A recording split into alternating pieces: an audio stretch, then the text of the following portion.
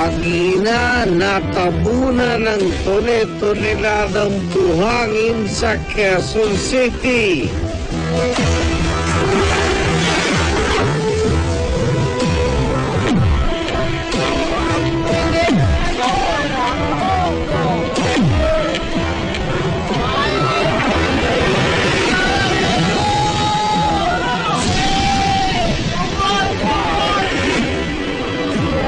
Ibang malalagim na aksidente sa truck. Huli sa CCTV.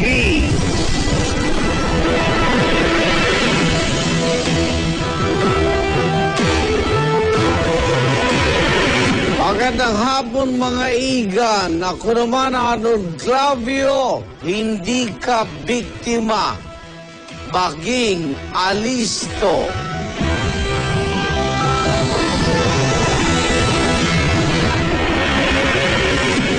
Sa datos ng MMDA noong taong 2012, mula Enero hanggang Abril, 37 sa 200 nakamamatay na aksidente sa kalsada na kanilang naitala ay dulot ng mga dambuhalang truck. Pangalawa mga ito sa may pinakamaraming naitalang fatal accident sa Metro Manila. Tulad na lamang na aksidenteng ito na inyong matutunghayan. Isang ginang nahagip ng isang gumaragasang truck. Ang malaking na trahedya, kuwang-kuwa sa CCTV.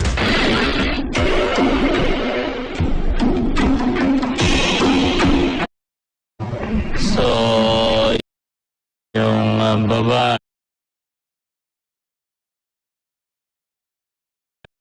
pagkaso ng pamilya at hindi na sampa ng kaso laban sa driver.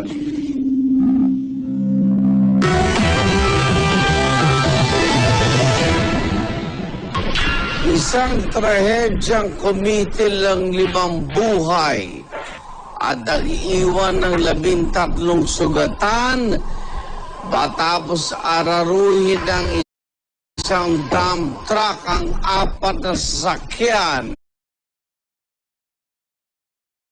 Bala po siya, kaya meron na po rito. Pabala.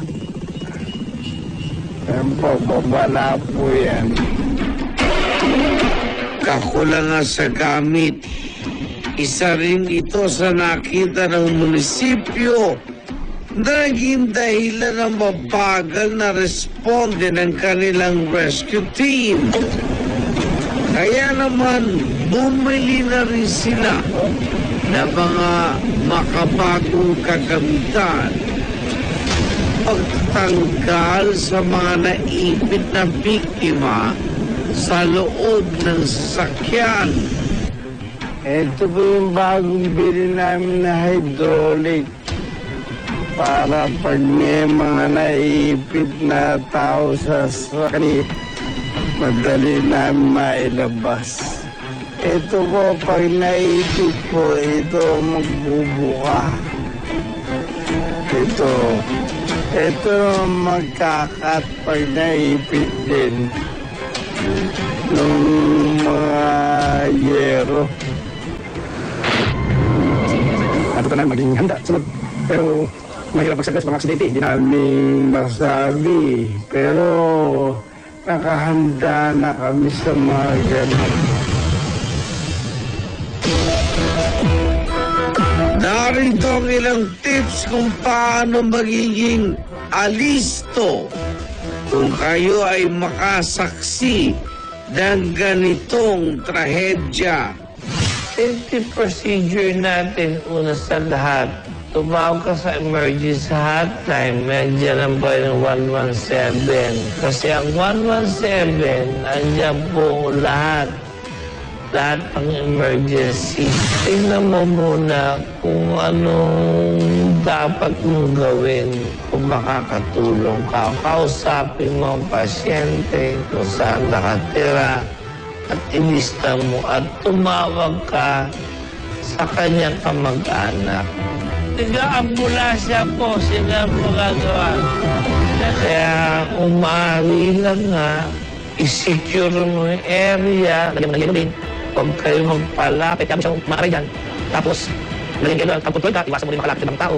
At meron naman darating dyan. May mga aksidente, naipit ang pasyente, maaari po nga may mga bahagi po ng pati ng katawan, katulad po, halimbawa sa may leeg, po ay sensitibo yung bandang leeg natin. Either na kala mo na kayo po, pero meron palang bali sa kanyang leeg. Maaaring ikamatay niya o may parilisa sa kanyang katawan.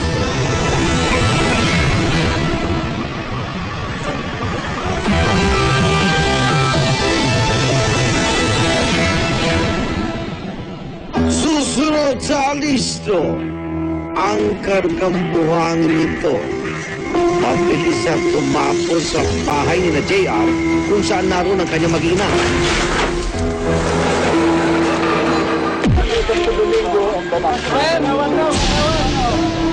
Mag-awal pa.